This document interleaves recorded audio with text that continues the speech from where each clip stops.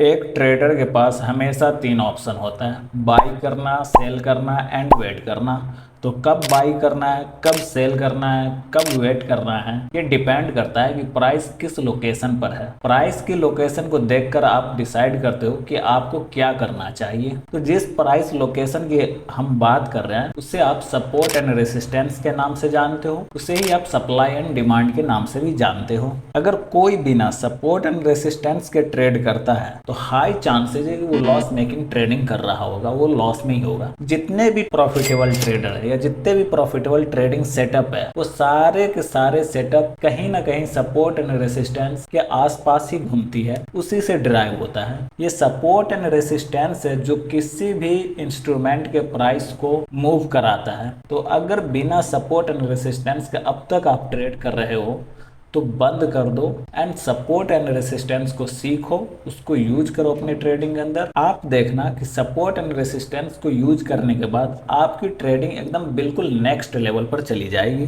तो चलिए शुरू करते हैं सपोर्ट एंड रेसिस्टेंस से। तो ये सपोर्ट एंड रेसिस्टेंस है क्या? ये एक जोन है, ये एक एरिया है। कैसा जोन, कैसा एरिया? तो प्राइस का वह एरिया या जोन जहां से प्राइस ऊपर गया है, या प्राइस का वह एरिया या जोन जहां से प्राइस नीचे आया। तो जिस जगह से प्राइस ऊपर गया है वो सपोर्ट बन जाता है आपका, वो डिमांड एरिया बन जाता है। और जिस जगह से प्राइस नीचे आया, जिस लेवल से प्राइस गिरा है, वह लेवल, वह एरिया आपका रेसिस्टेंस या सप्लाई बन जाता है। एग्जाम्पल के लिए मान लो आपको गोल्ड बाय करना है, ठीक है। अभी गोल्ड का रेट 70,000 रुपया चल रहा है। आप मार्केट में पता कि आपको लगा ये महंगा है 70,000 रुपया। आप इंतजार में हो कि जब सस्ता होगा तब बाई करेंगे। कुछ दिन बाद उस गोल्ड की कीमत घट के आ गई 60,000 रुपया। तो अब आपके हिसाब से वो सस्ता है तो आप यहाँ पे बाई करने आ गए 60,000 के प्राइस पे। आपके जैसे हजारों लोग हैं जो इस गोल्ड को 60,000 के प्राइस पे बाई करने को रेडी है। तो अब 60,000 पे हो क्या रहा है, यहाँ पे नंबर ऑफ बायर जो है वो ज्यादा हो जा रहा है। वो सारे लोग मिलकर 60,000 के लेवल पे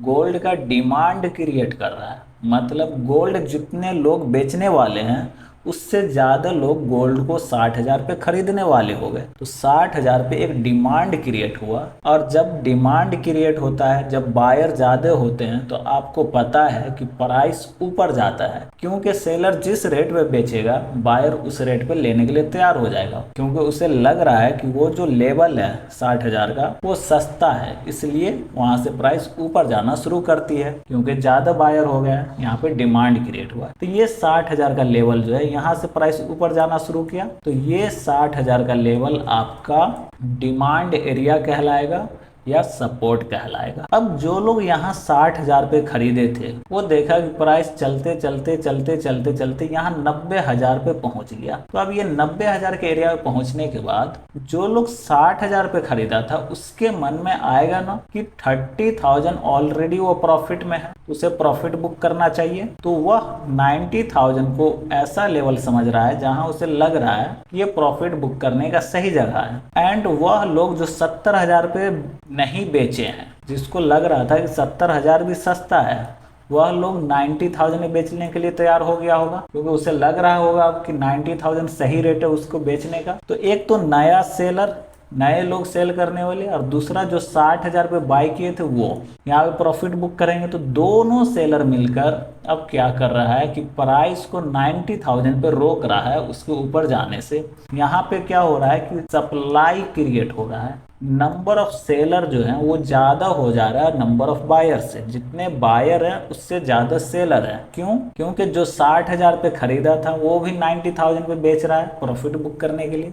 जो 70,000 पे सेल नहीं किया था, वो सस्ता लग रहा था, वो 90,000 पे सेल कर रहा है, क्योंकि उसे लग रहा है कि ये सही प्राइस है उसके लिए। तो अब 90,000 पे क्या हो रहा है, एक सप्लाई क्रिएट हो रहा है। यहाँ पे गोल्ड की सप्लाई ज्यादा हो गई है गोल्ड के डिमांड के कंपेयर में। तो इससे क्या होगा, प्राइस धीरे धीरे धीरे धीरे नीचे आएगा। तो जिस लेवल से प्राइस नीचे आया, ये 90,000 के लेवल से जो प्राइस नीचे आया है, ये आपका सप्लाई जोन कहलाएगा या ये आपका रेसिस्टेंस कहलाएगा। तो एकदम सिंपली अगर हम बात करें तो प्राइस का वह लेवल जहां से प्राइस ऊपर गया है उसे आप सपोर्ट बोलोगे, एंड प्राइस का वह लेवल जहां से प्राइस नीचे आया है उससे आप रेसिस्टेंस बोलोगे। तो यहाँ से प्राइस ऊपर गया तो ये आपका सपोर्ट, यहाँ से प्राइस आपका नीचे आया तो ये रेसिस्टेंस।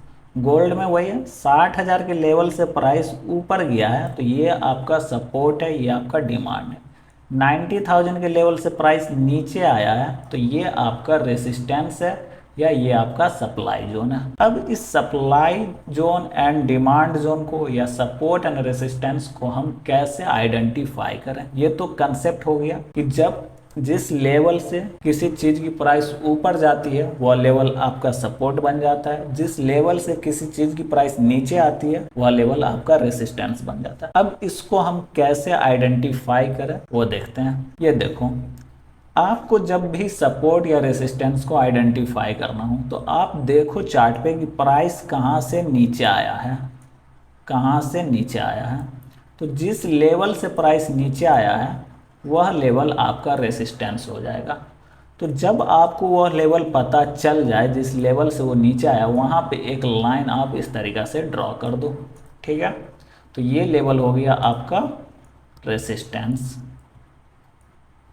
ठीक इसी तरीक़ा से जिस लेवल से प्राइस ऊपर गया है, जिस लेवल से प्राइस ऊपर गया है उस लेवल को खोजो एंड जब वो लेवल मिल जाए तो वहाँ पे भी एक लाइन ड्रॉ कर दो एंड जो लाइन ड्रॉ करोगे वही लाइन से आपका सपोर्ट मिल जाएगा। तो यहाँ से प्राइस ऊपर गया है तो ये आपका एक सपोर्ट हो गया, ये आपका सपोर्ट हो गया, ये सपोर्ट हो गया। तो इस तरीक़े से आप सपोर्ट एंड रेसिस्टेंस को आइडेंटिफाई करोगे। अब आपको ऐसा मिलेगा कि कोई एक लेवल है जहाँ से प्राइस बार बार ऊपर जा रहा है, बार बार ऊपर जा रहा है, ठीक है। उसी तरीके से कोई लेवल है जहाँ से प्राइस बार बार नीचे आ रहा है, बार बार नीचे आ रहा है, तो वो इस तरीके का सपोर्ट एंड रेसिस्टेंस बनेगा, ठीक है, जिसमें आपकी हॉरिजॉन्टल लाइन होगी।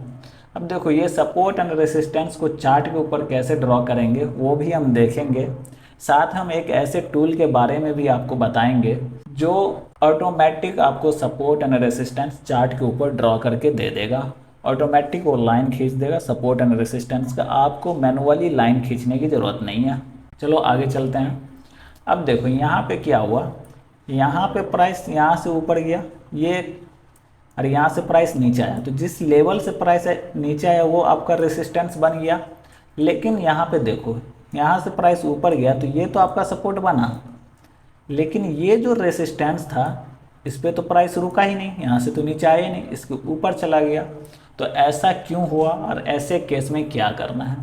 तो देखो, जब प्राइस किसी लेवल से ऊपर जाए और वो अपने रेसिस्टेंस को ब्रेक कर दे, ऐसे में हम कहते हैं कि जो बायर है वो बहुत ज़्यादा एग्रेसिव है, उसको ये रेसिस्टेंस वाला लेवल भी सस्ता लग रहा है, इसलिए वो यहाँ पे सेल नहीं कर रहा है, प्रॉफिट बुक नहीं कर रहा है। एंड जो सेलर है वो भी इस लेवल पे बेचने के लिए तैयार नहीं है, क्योंकि उसे भी लग रहा है कि ये जो रेसिस्टेंस वाला लेवल है ये उतना अच्छा नहीं है, वो इतना महंगा नहीं है, इसलिए नहीं बेचा। तो इसलिए ये रेसिस्टेंस ब्रेक हुआ, फिर प्राइस ऊपर गया। अब यहाँ पे उसको लगा कि यहाँ पे एक सही लेवल है प्रॉफिट बुक करने का, तो वो लोग प्रॉफिट बुक किया, फिर नीचे आया। अब जब प्राइस नीचे आ रही है तो अब इस सपोर्ट लेवल पे नहीं आ रही है, इस वाले पे, क्योंकि जब यहाँ से प्राइस नीचे आना शुरू हुआ तो जो लोग यहाँ पे बाई नहीं कर सके थे वो लोग यहाँ पे बाई किए होंगे। अब जो लोग यहाँ पे बाई नहीं कर सका उससे लग रहा है कि प्राइस यहाँ पे वापस नहीं आएगा, क्योंकि ये काफ़ी अच्छा इसमें बायर इंटरेस्टेड है। तो वो भी क्या करेंगे, उसको जब इस लेवल पे मिला, इसके बीच में, यहाँ से लेकर यहाँ के बीच में कहीं पे मिला, तो उसको लग रहा है ये सही प्राइस है, इससे नीचे नहीं आएगा, इसलिए वो यहाँ पे बाई करना शुरू कर दिया। तो फिर बाई करना शुरू किया तो यहाँ से प्राइस ऊपर गया। तो अब क्या हो रहा है इसमें कि सपोर्ट भी ऊपर शिफ्ट हो रहा है, रेसिस्टेंस भी ऊपर शिफ्ट हो रहा है, सपोर्ट भी ऊपर शिफ्ट हो रहा है, रेसिस्टेंस भी ऊपर शिफ्ट हो रहा है। तो इस तरह से जो सपोर्ट एंड रेसिस्टेंस ऊपर की तरफ शिफ्ट होता रहता है, इसको हम बोलते हैं अप ट्रेंड। क्योंकि इसमें क्या हो रहा है, सपोर्ट एंड रेसिस्टेंस शिफ्ट होता जा रहा है ऊपर की ओर, तो प्राइस धीरे धीरे ऊपर ही जा रहा है, सपोर्ट भी ऊपर जा रहा है, रेसिस्टेंस भी ऊपर जा रहा है। तो ये अप ट्रेंड हमारा हो गया। ठीक इसका अपोजिट, अगर ये नीचे शिफ्ट होने लगे, ऐसे जाए, ऐसे आया यहाँ, फिर ऐसे जाए, फिर ऐसे आ जाए, फिर ऐसे जाए, फिर ऐसे आ जाए। तब यहाँ पे देखो क्या हो रहा है, यहाँ पे धीरे धीरे रेसिस्टेंस जो है वो नीचे शिफ्ट हो रहा है, रेसिस्टेंस नीचे शिफ्ट हो रहा है एंड सपोर्ट भी नीचे की ओर शिफ्ट हो रहा है। तो इसको हम बोलते हैं डाउन ट्रेंड।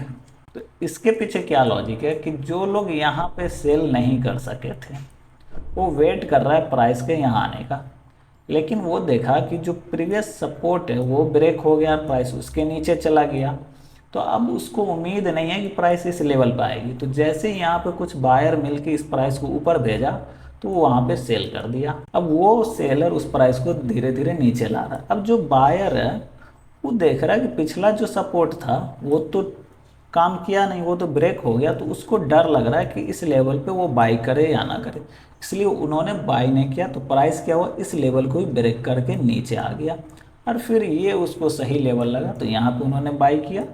और यही चलता रहता है मार्केट के अंदर, पूरा मार्केट जो है इसी तरीक़ा से मूव करता है।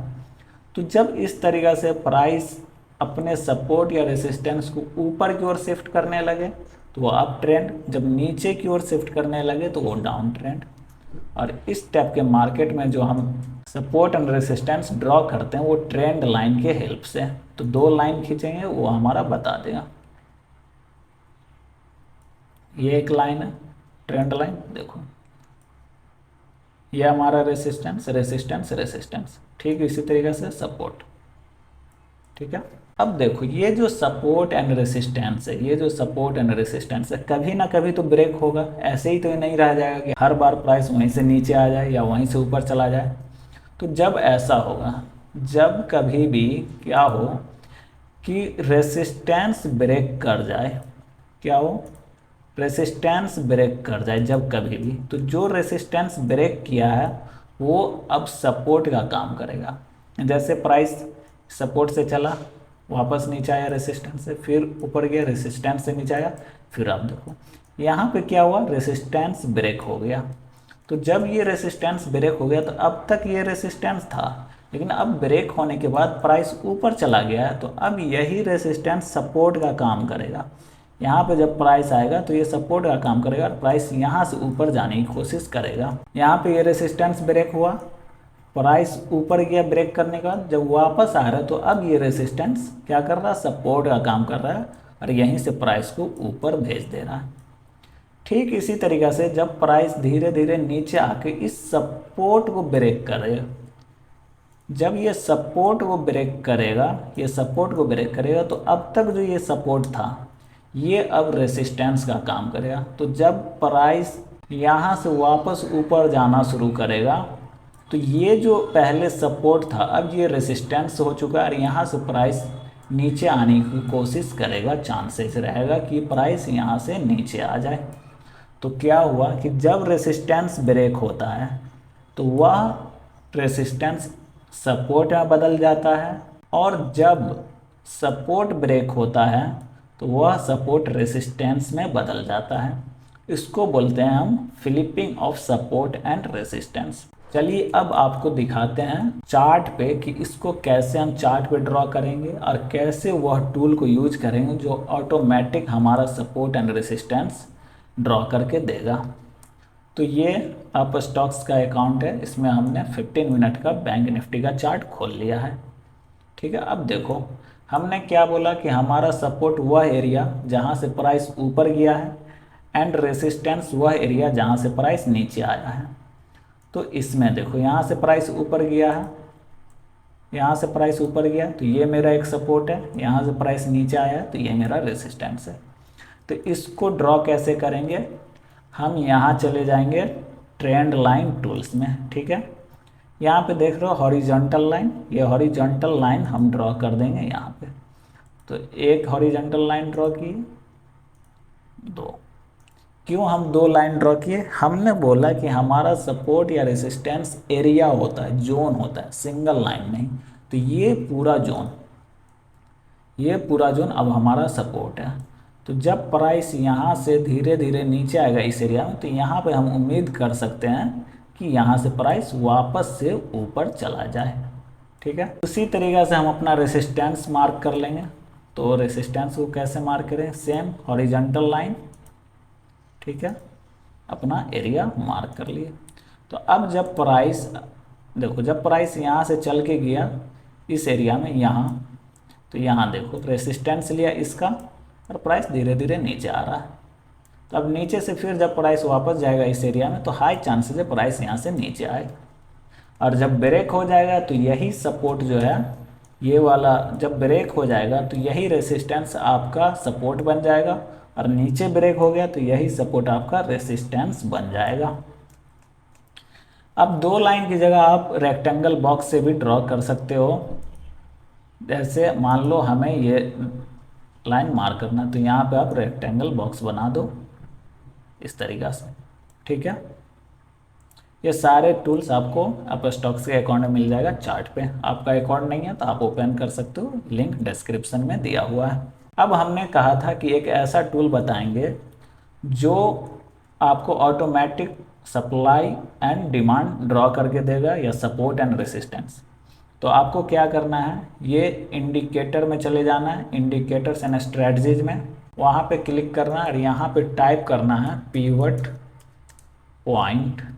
तो ये पिवट पॉइंट स्टैंडर्ड्स आ जाएगा, इस पर क्लिक कर देना और कुछ नहीं करना। ये बाय डिफ़ॉल्ट जो सेटिंग है उसी को रहने देना, वही आपका सपोर्ट एंड रेसिस्टेंस है। अब ये जो लाइन सारे ड्रॉ हैं, ये सारे लाइन आपका रेसिस्टेंस एंड सपोर्ट के जैसे काम करेगा। तो जब भी प्राइस इस लाइन के पास जाएगा तो देखो कुछ ना कुछ रिएक्शन करेगा। देखो यहाँ लाइन के पास आया, वहाँ से नीचे आ गया, ये लाइन के पास आया, यहाँ से ऊपर चला गया, फिर ये लाइन के पास आया, यहाँ से नीचे आ गया, ठीक है। तो आई होप आप लोग को सपोर्ट एंड रेसिस्टेंस एकदम क्लियरली समझ में आ गया होगा। तो आप इसे अपनी ट्रेडिंग में यूज करिए, देखिएगा आपकी ट्रेडिंग बहुत हद तक नेक्स्ट लेवल पे जा चुकी होगी। वीडियो अच्छा लगा हो तो लाइक करिए, कमेंट करिए एंड सब्सक्राइब करिए। फिर मिलते हैं नेक्स्ट वीडियो में किसी अच्छे टॉपिक के साथ।